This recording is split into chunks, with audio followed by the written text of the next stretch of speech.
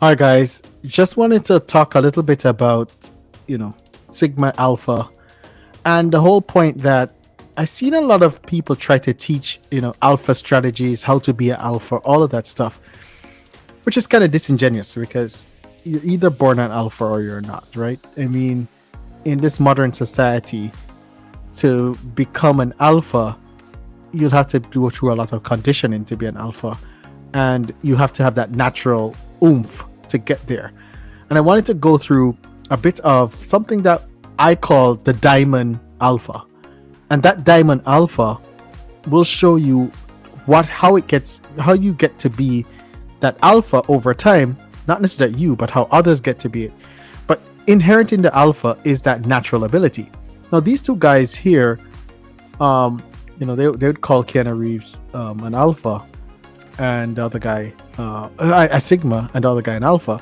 But the truth is that these are not real alphas in the current day. I mean, in the dating market, people are looking at, oh, what's your sexual value? I mean, for a fling? I mean, if that's what people consider alpha to be, that you have, your ability to go to a bar and pick up a woman, well, that's, I mean, I don't know how long that lifestyle can continue for. To have something more meaningful, an alpha is actually a magnet, someone who owns a lot. Think about a man that that employs 200,000 people, and has luxury yachts and all of that stuff. That's the true alpha, because that person pays these guys. That person employs the people that own the intellectual property that these guys get money from. And these alphas decide whether these guys are popular or not, because it's the producers of the films, the people who own the studios and all that. They're the ones who decide who the stars are, right? And so I think this is a cosmetic look on things. So let's get a little deeper so we can get an understanding of it. And I wanted to focus a bit on the social conditioning, because in the Black community, one of the big issues that you'll find is that the social conditioning is important to make this new modern alpha. And these are the type of guys, look at them. I mean, these guys, as we said, earn over 200,000, many over 300,000 a year. And, women throw themselves at these guys, right? Because these guys can give them the lifestyle that they want. And these guys are driven. They're driven. They're driven to achieve a lot, right? These guys sometimes end careers earning over $1 million, right? Some $3-4 million a year, because they're driven. And women are attracted to that. So a man with drive, a man who will stick with things, a man who will carry things forward. And one of the things I wanted to chat on was the whole point that as Warren Buffett said, in our lives we should focus on fitness and health. He spoke about the fact that in becoming Warren Buffett, he said, listen, think of if you had a car and you had that car for your entire life, what would you do with it? And he said you care for it. And that's how he considered his body. And he's in his 90s now, so he took very good care of his body, and he's still able to participate in life in his 90s, and that's tremendous. And so that's a key focus. The next is career, because as going back to what we're saying about looking good and all of that stuff, that can help you with a woman after a few years, a few months. If you can't pay the bills, then you're suddenly become the boy. And when you become the boy, you'll be emasculated. And no matter how good you look, your function in society is still as a man to have a career, to have resources.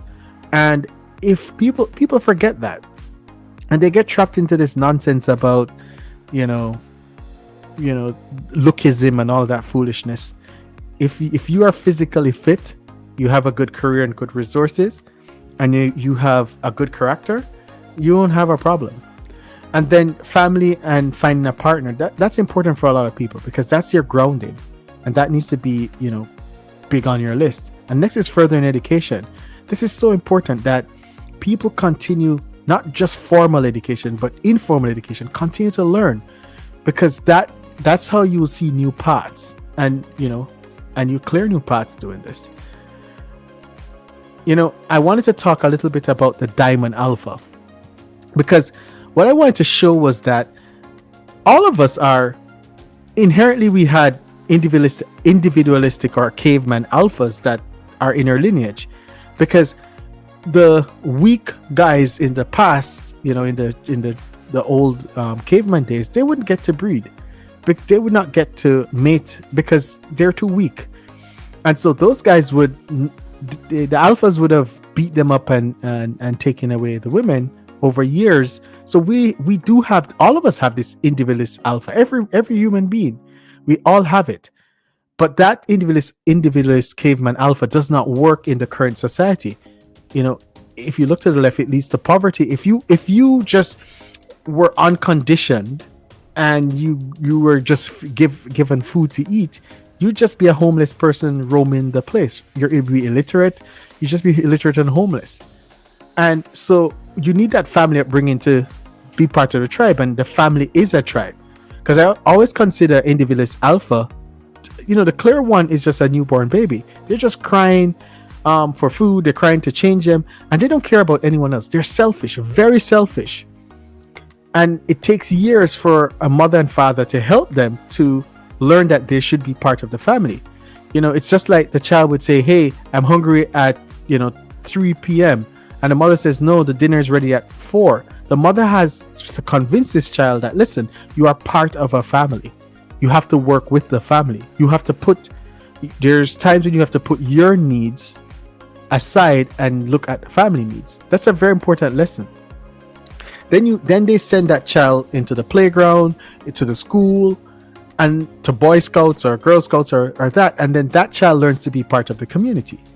And it is through that conditioning that child now has the opportunity to move forward. If that child doesn't move any forward, like the majority of us, that child will become a drone, a person who works 60 to 70,000 a year, and do well, good character, everything, but they won't move further. But to move up the diamond, to become a tribal alpha, it means that you are now going to have your own tribe. And in companies, that's just you leading a small team. In the corporate world, it's just you being an analyst, and someone figures out that, hey, you work hard, you have the right ethic, you take initiative, you're very trainable, and you're always asking for more opportunities. Then they say, hey, I want to give this person a small team, so they can make you senior manager. And before you know it, you're a director, and then you're leading a team. You're leading your own little tribe. And if you're extremely good, and the pantheon of leaders think that you're so great, then they may actually make you the CEO or the head, and then you become the individualist alpha. So it's almost like you go full circle back to being an alpha, but you have to go through social conditioning first. But very few people are individualist alphas at the top, and those are your moguls. And I try to put to the left to show, listen, if you are in this world as a caveman, as an adult, you'll be in poverty. If you're tribal alpha, meaning that the only thing you have is family conditioning, you just be someone who can survive a menial job with a mop or something, right, as a janitor.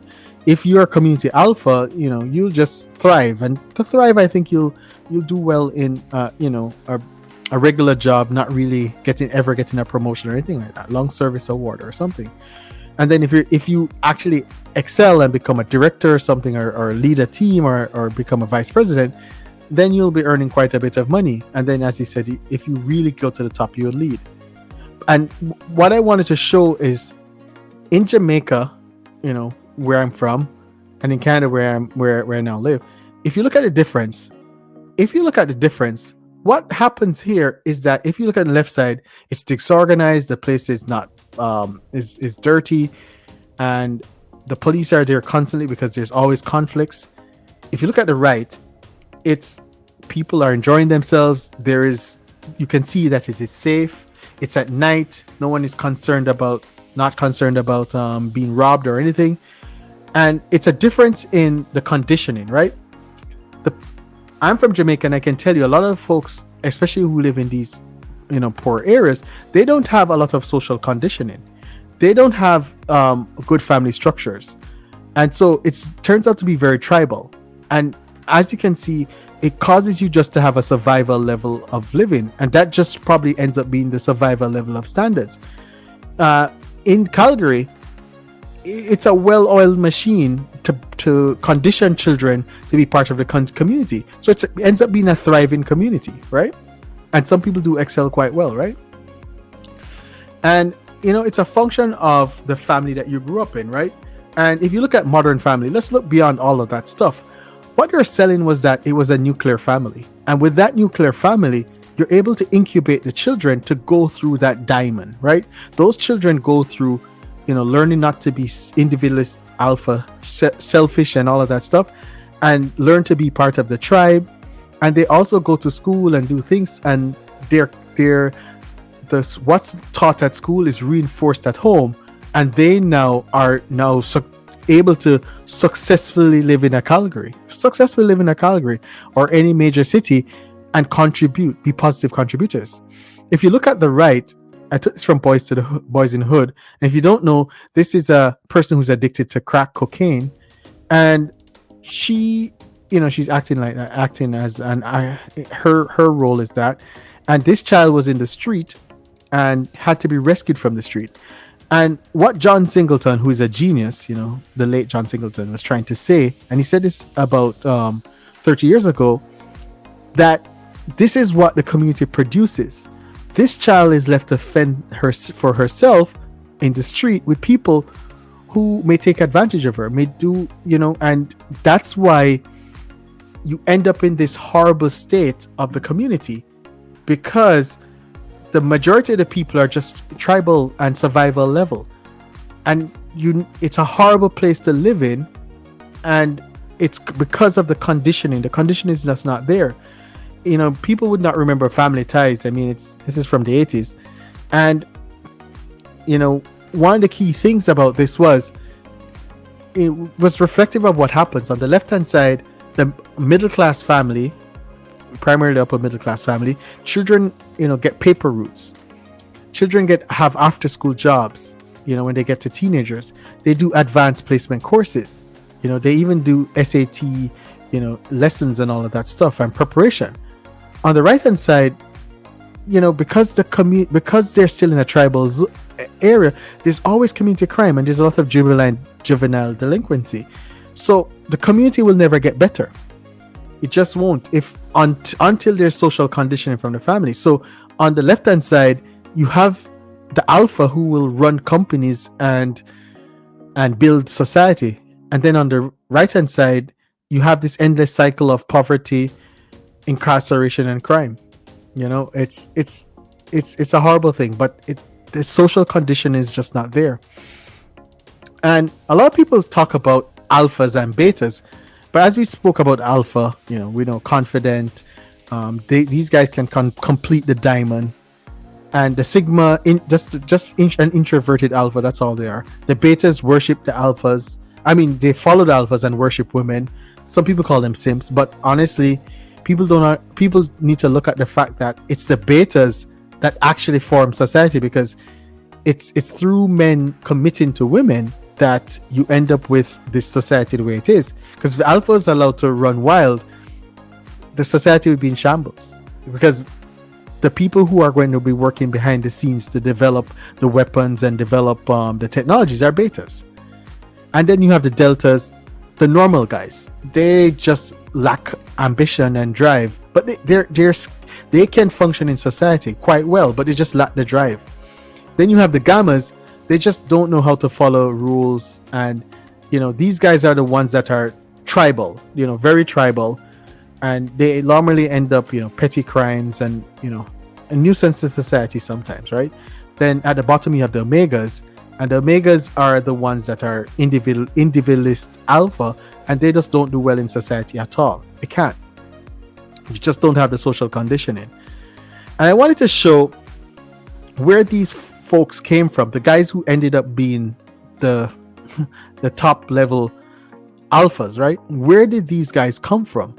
And if you look at Steve Jobs' home, this is a nice upper middle class home. This is where he grew up. And from this guy who grew up, this guy changed the world with the technology that he brought forward. And it's the same journey. He was conditioned, went to school, did all that he needed to do. And at the end of the day, he he showed his individualistic skills and talents and led one of the largest, well, the largest company in the world right now. And then you have Jeff Bezos on a ranch, right? And, I wouldn't call this humble, but he had a middle class to upper middle class upbringing. And that's where they came from. This is Dr. Dre, Compton, California. Now, this is a harder place to live in. The family had to have a gate around the home. So that, in Compton, this wasn't an easy place, but he made it out. He actually made it out and has done well for himself. This is where Kanye came from. Very humble home in Chicago. Tyler Perry. If you notice, the three black guys came from very similar, humble, homes. And they made it out.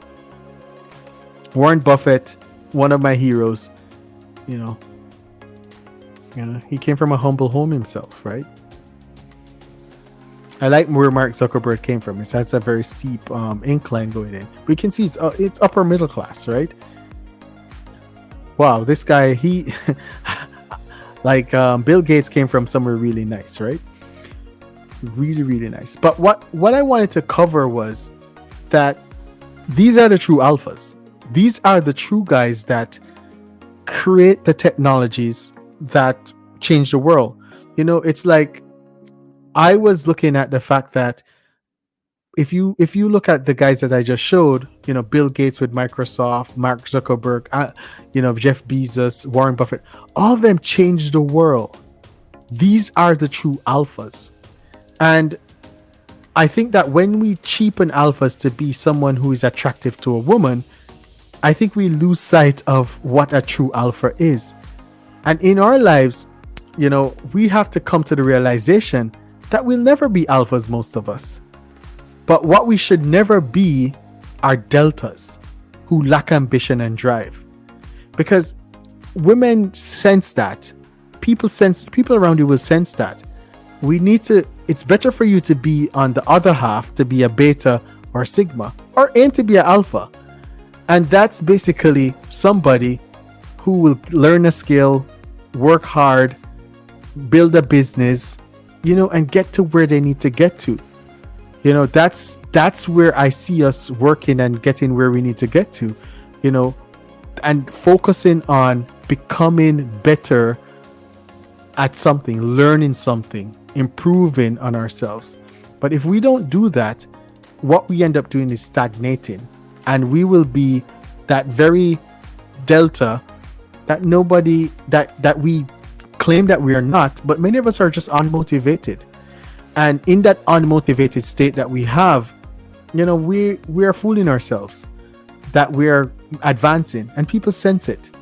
So instead of focusing on lookism and all this other crap, let's focus on building ourselves and becoming the beta that we can be, the sigma we can be. And if you have it in you to become an alpha, then become it. But let's resist being deltas, because those guys who lack ambition and drive, honestly, you get older and you wish that you didn't waste your time doing nonsense. Thanks, guys.